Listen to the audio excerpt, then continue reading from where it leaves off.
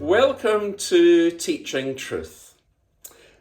Early in the afternoon of August the 5th, 2010, more than 700,000 tonnes of rock suddenly caved in, blocking the central passage to the tunnels in one of the copper and gold mines in Chile's Atacama Desert. Shaken miners close to the entrance soon made their way out, but 33 men working deep underground were trapped beneath some of the hardest rock on the planet. Accidents in underground mines are common, but this one was unprecedented on several dimensions. The depth at which the miners were entombed, the unstable rock formation, and the mine's antiquity and notorious safety record, to name but a few. 2 days later, after a second rockfall blocked ventilation shafts, experts estimated the probability of locating and rescuing the missing workers alive at less than 1%. Yet on October the 13th, 2010, after spending a record 69 days underground at a depth of 2,300 feet, Lost 33, as the miners had come to call themselves, emerged, fragile, shaken, weary, but alive. And once the last man had been winched to the surface, the rescue team held up a sign that read, "Mission cumplida," mission accomplished in Chilean. A sight seen by more than 1 billion TV viewers. That mine rescue operation was an extraordinary effort, entailing leadership under enormous time pressures and involving teamwork by literally hundreds of people from different organisations, areas of expertise and countries. The miners' hope of getting out. Their rescue depended on hundreds of people. And there would have been times when their hope was no more than a flickering light.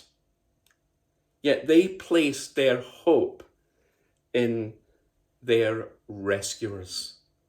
They focused on that flickering light until they heard their rescuers. And in the same way, when we see the wind, when we experience the storms of life, we can focus on that flickering light, as it were, of the harbour, that light that is Jesus Christ. And so seeing the wind finally today involves focusing on Jesus. In our reflections this week, we've been thinking about what seeing the wind actually means for Peter and what it involves for us.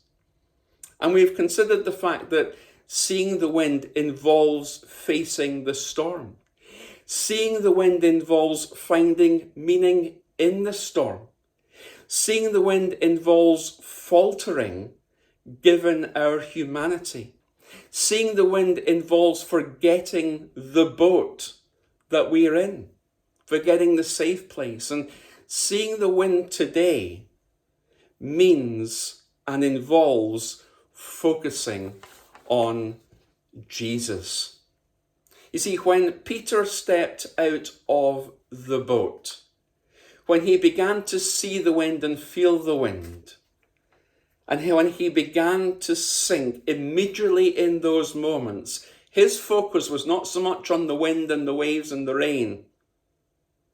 His focus turned to the only one who could save him, the light, as it were, of the world, Jesus. His focus, his attention was centered on the one who could pull him from the waves and who could rescue him from the wind. And so seeing the wind involves focusing on Jesus. Storms have a way of defining who we are and a way of developing our character. And storms can teach us in a way that seldom other experiences in life can. Storms can either make us bitter or better. And storms can often force us, spiritually speaking, to turn our attention and to put our focus on Jesus. So today, if you are experiencing the wind, if you are seeing the wind, if you are being buffeted in your life by the wind, as Peter was when he stepped out of the boat, refocus on Jesus, or focus for the first time on Jesus, because he is the only one truly who can save you and rescue you. Peter put his focus when he needed to onto Jesus. Do I need to put my focus, do you need to put your focus onto Jesus today? Are you experiencing the buffeting of the wind in your life? Are you experiencing that storm? Well, maybe that has come for the opportunity to be given to you to put your focus on Jesus. Malcolm Duncan wrote a poem a number of years ago called God Gazer. And it talks very simply but very dynamically about the importance of putting our focus on Jesus. He writes these words: I want to be a God gazer, captured by the brilliance that springs from the radiance of you. I want to be a God gazer, not a cheap food grazer or an easy option laser. I want to be a trailblazer for the ordinary everyday life. I want to be a God gazer, not just copying the ways that shimmer brightly in the haze of bygone rays and the good old days. I want to be a God gazer, looking beyond the trappings of success, cutting through the stucco of respectability like a laser-piercing darkness. I want to be a God gazer, reaching for the stars and seeing beauty in the moment by becoming fluent in the language of the God who is here, who is now.